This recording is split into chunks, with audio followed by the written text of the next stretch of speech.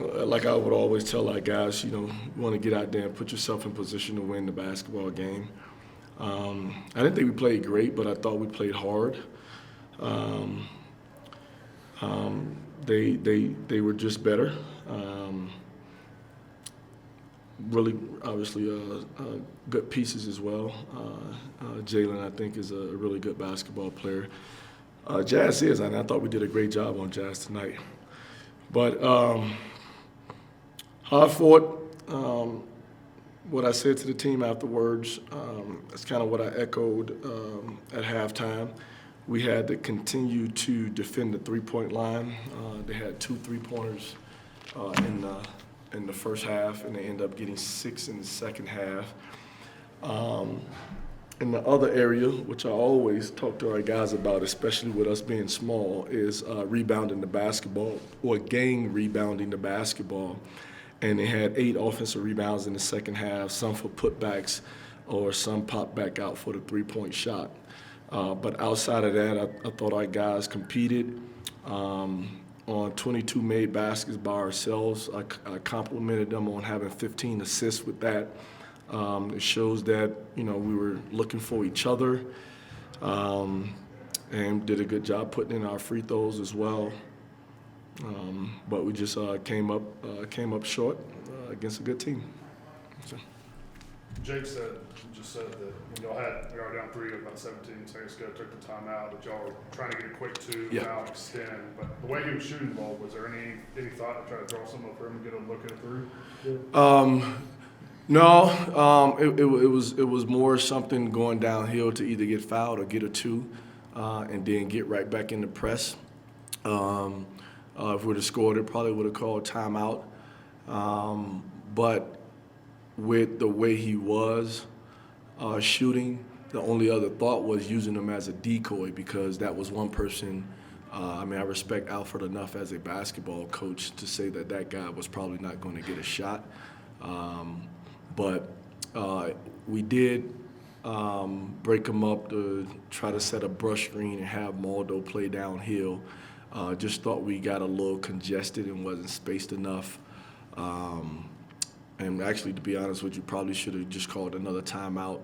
And then if that would have happened, then yes, at that point in time, we'd probably need to get a 3 up.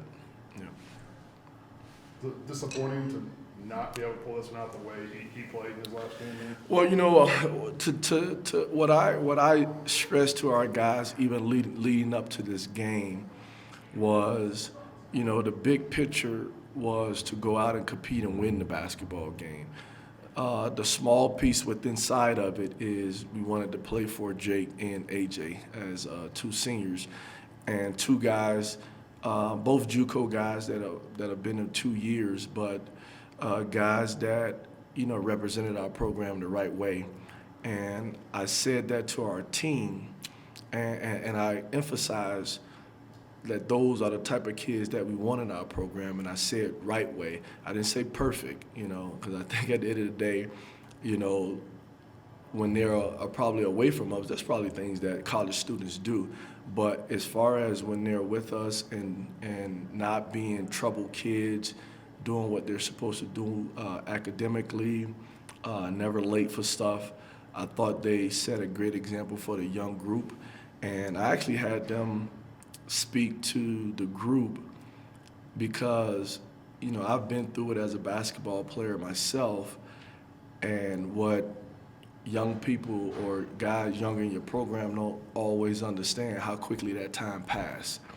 And that was one of the things they echoed to the group, to treasure it, but it goes by quickly. And what I wanted the younger guys to understand was, and again, in the smaller picture, doing it for Jake and AJ and leaving everything out there on the floor. So kind of getting outside of yourself and just playing as hard as you can to put us in position to win the basketball game for those 2 guys. It was, I think Quan made a couple free throws and got down to, I think, a point with like 3 minutes and 10 seconds left. And, in that last game, there have been moments during the year where you guys couldn't get over the hump. Yeah. You guys got over the hump in that last game. Did this one feel like one where you were going to get over the hump? Well, no, you know what? I enjoy those type of games because I mean it was a good game, you know, at the end of the day, and it was you just emotionally you was engaged with it. Where we were able to get over the hump was obviously Maldo down at Air Force. During that point in time, I thought guys were looking for Jake, and I'm yelling at Maldo to go get the basketball. And we end up coming up empty-handed on that possession, and I think we gave up a layup on the next possession. But and I don't say this to make an excuse, but sometimes people don't understand this. Like I really love Maldo, and that kid, you guys don't understand how he plays when he's banged up, and he's still out there 35 minutes giving us everything he has. And you know, he's going up, getting on the bike. He's going back to the training room. Dallas is stretching him. Dallas is like, but that's a guy that cares about this team and is willing to do whatever. And even when I was yelling at him, I just saw something and said, like, Coach, I really can't move right now.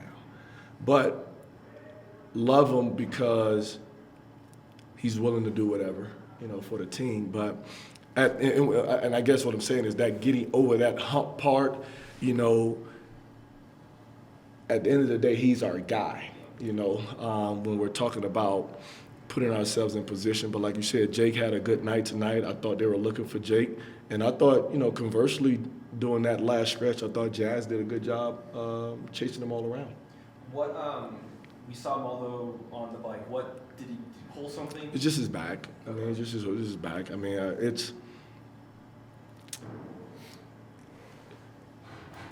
It's just something that he deals with. Like, I don't know if it's ever going to leave. It's just he has to continue to spend time with Dallas.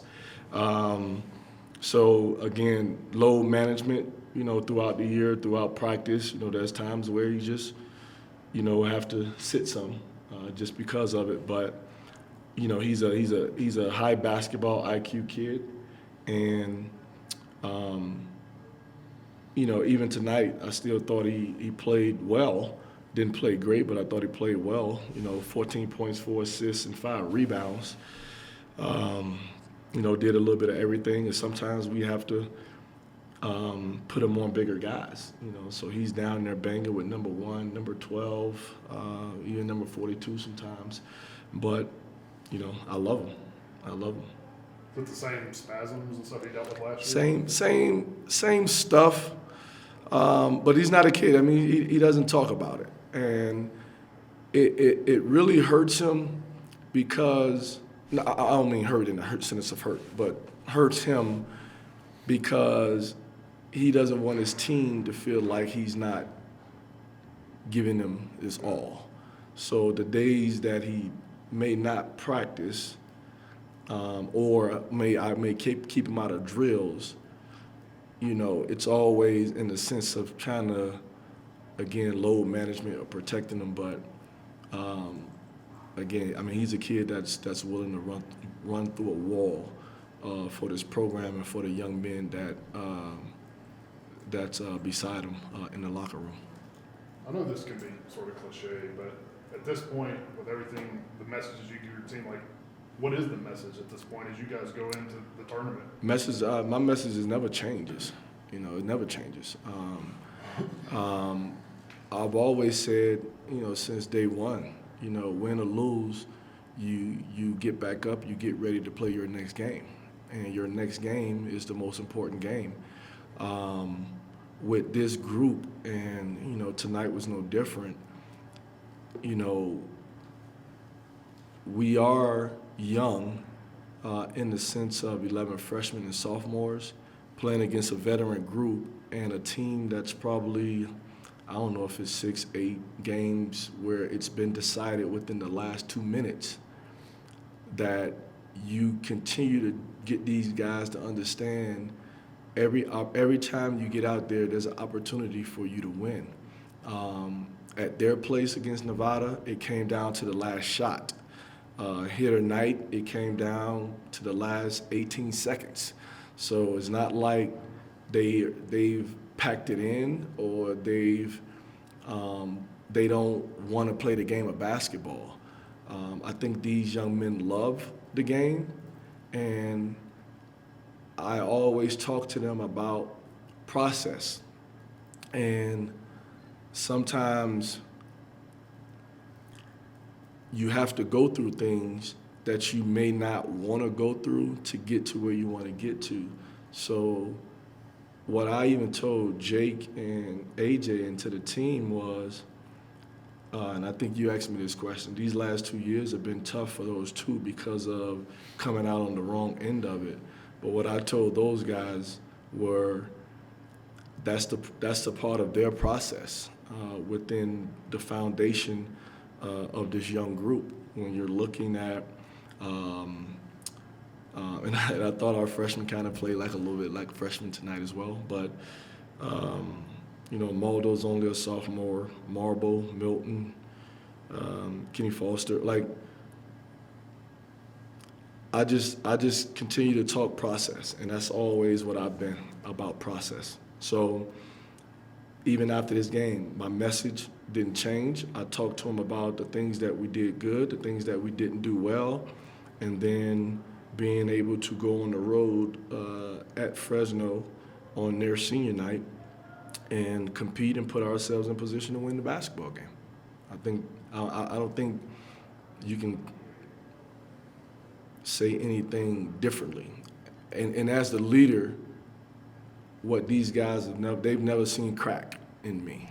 I've never cracked. I've never shown defeat. I've never shown the fight, whether it's practice or getting ready for the next game in my preparation.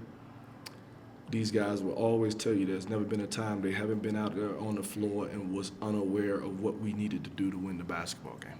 So the message doesn't change. We just continue to fight.